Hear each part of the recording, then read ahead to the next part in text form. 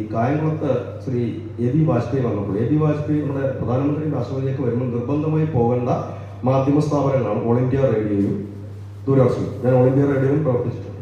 അപ്പോൾ ദൂരദർശൻ്റെ DSNG എന്ന് പറയും, നമ്മുടെ OB1 പഴയ കാലത്ത് DSNG എന്നാണ് പറയുന്നത്. DSNG വിട്ടുകൊടുത്തില്ല. കായംകുളത്ത് വിട്ടുകൊടുത്തില്ല എന്നുള്ളതല്ല, യഥാർത്ഥത്തിൽ നമ്മുടെ രാഷ്ട്രപതിയോ പ്രധാനമന്ത്രിയോ എത്തുമ്പോൾ ഈ DSNG ഉണ്ടാകണം, ലൈവ് കൊടുത്തേ പറ്റൂ. അത് നിയമമാണ് ഈ രാജ്യത്തിന്. കാരണം മറ്റ് മുഖ്യധാര അല്ലെങ്കിൽ ഏഷ്യാനെറ്റോ മാതൃഭൂമിയോ പോകുന്നത് പോലെയല്ല, ദൂരദർശൻ കമ്പൽസറിയാണ്.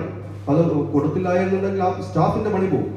ഇവർ ചെയ്ത പണി, ഇവർ ഈ വാഹനം വിട്ടു. DSNG കൊല്ലത്ത് വെച്ച് ഈ വാഹനം കേടാകും. നമുക്കറിയാം, അന്ന് ഈ DSNG എന്ന് പറയുന്ന OB1, ഇന്നിപ്പോൾ OB1ന്റെ കാര്യമില്ല. ഇന്നിപ്പോൾ ബാക്ക് പാക്ക് ഉണ്ട്, നമ്മുടെ പോക്കറ്റിൽ സാധനം എവിടെ നിന്ന് ലൈവ് ചെയ്യാൻ പറ്റും. അന്ന് പറ്റില്ല.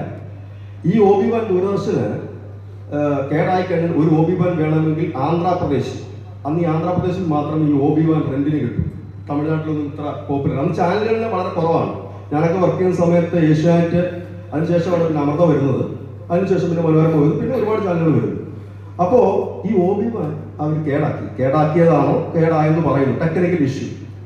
കൊല്ലത്ത് വെച്ച് അന്ന് ആ പ്രധാനമന്ത്രിയുടെ പരിപാടി ദൂരദർശൻ ലൈവ് കൊടുത്തില്ല കേരളത്തിൽ. ഇന്നത്തെ പോലെ സംവിധാനമല്ല.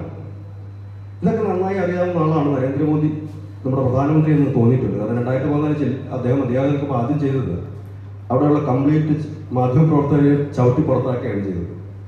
അപ്പോൾ അതിന് മുമ്പ് വരെ നമുക്കറിയാം, നമ്മുടെ മുഖ്യധാര മാധ്യമപ്രവർത്തകരൊക്കെ ഡൽഹിയിലുള്ള, ഞാൻ പേരൊന്നും പറയുന്നില്ല, പലരും നമ്മുടെ പാർലമെന്റിന്റെ ഇടനാഴിയിൽ കൂടെ ആണ് ഈ MP മാരുടെയൊക്കെ തോളത്ത് കേട്ടുകൊണ്ട് നടന്ന പലരും, അവർക്കൊക്കെ ഇപ്പോഴും ആ ദേഷ്യമുണ്ട്. അവരെ എല്ലാം അടിച്ച് പുറത്താക്കിക്കൊണ്ടാണ് ആ ഒരു മാധ്യമ ശുദ്ധീകരണം.